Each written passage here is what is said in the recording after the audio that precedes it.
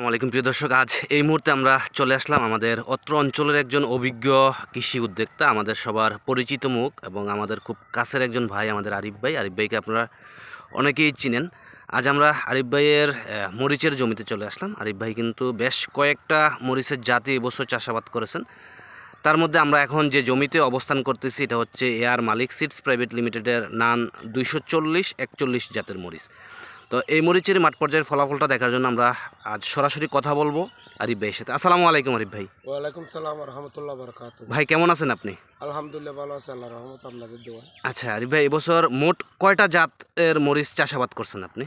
আমি 3টা জাত মরিচ চাষাবাদ করছি। আচ্ছা আচ্ছা, তিনটার মধ্যে আমরা এখন যে জমিতে অবস্থান করতেছি এটা তো নান 240-41 না? 240 আর 41। আচ্ছা আরিফ ভাই, এই মরিচের সাইজ, কালার এবং রোগ প্রতিরোধ ক্ষমতা নিয়ে আমাদেরকে একটু যদি বিস্তারিত বলতেন। আলহামদুলিল্লাহ মরিচের রূপ বালাই তো ভালো ছিল, খারাপ না। এই যে অন্যান্য কোম্পানির যে চাষাবাদ করছি, একটা কোকোড়া গেছে, নাম বলবো না আমি, কোকোড়া গেছে, আপনাকে এই জন্য ডাকছি, দেখাইছি। এখন এই জাতটা কীভাবে পাবো এটাই চিন্তা করছি আর কি।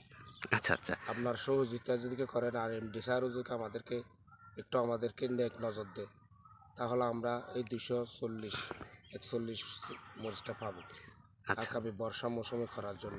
আচ্ছা আরিফ ভাই, আরেকটা জিনিস, যে আপনাদের দক্ষিণ চট্টগ্রামে যে জিনিসটা সবচাইতে একটা সময় ধারণা ছিল যে লাইট গ্রিন মানে সাদা মরিচ যেটা, জি জি। তো সাদা মরিচ তো আপনারা দীর্ঘ বছরই চাষাবাদ করছেন না?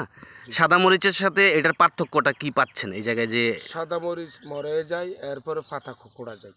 আচ্ছা আচ্ছা, এখানে অনেক ওষুধ ব্যবহার করছি, হ্যাঁ অনেক ওষুধ ব্যবহার করার পরে মরে যায় আর খোকড়া যায়।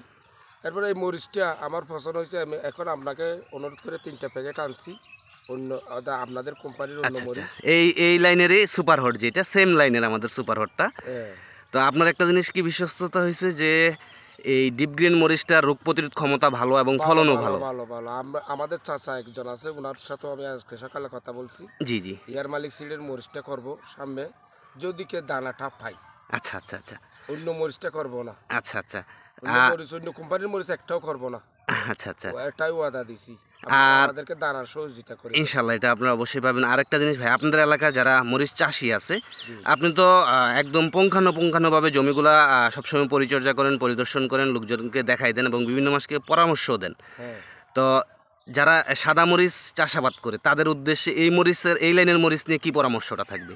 এদেরকে তো কয়েকটা লোক আমাদেরকে, কয়েকটা না কয়েকশো লোক আমাদেরকে এইদিকে মানে চলাচল করে, এরা দেখে। আচ্ছা আচ্ছা, আর এরাও বলছে যে আমাদেরকে এই মরিচের দানাটা একটু সংগ্রহ করে দিয়েন, কোম্পানির সাথে আপনাদের মানে সংযোগ আছে, হুম হুম, একটু বলে দিয়েন আমাদের জন্য 2 প্যাকেট 4 প্যাকেট 5 প্যাকেট।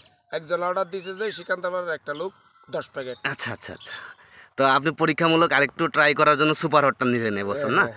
তো বছরে লাগাবো আচ্ছা ইনশাআল্লাহ। আচ্ছা, তো আপনার জন্য শুভকামনা রইল। প্রিয় দর্শক, আমরা কথা বললাম আমাদের অত্র অঞ্চলের আদর্শ কৃষি উদ্যোক্তা আমাদের আরিফ ভাইয়ের সাথে। আরিফ ভাইয়ের মতামত হচ্ছে লাইট গ্রিনের চাইতে এই লাইনের মরিচগুলোর রোগ প্রতিরোধ ক্ষমতা বেশি এবং ফলনও ভালো। মরিচ চাষাবাদের ক্ষেত্রে যে জিনিসটা মাথায় রাখতে হবে, আমাদেরকে গাছ টিকতে হবে এবং পাতা কুকরানো হয় না এমন জাতটাই নির্বাচন করতে হবে। তো আপনারা চাইলে কিন্তু আপনাদের পছন্দের তালিকায় এই জাতের মরিচটা রাখতে পারেন।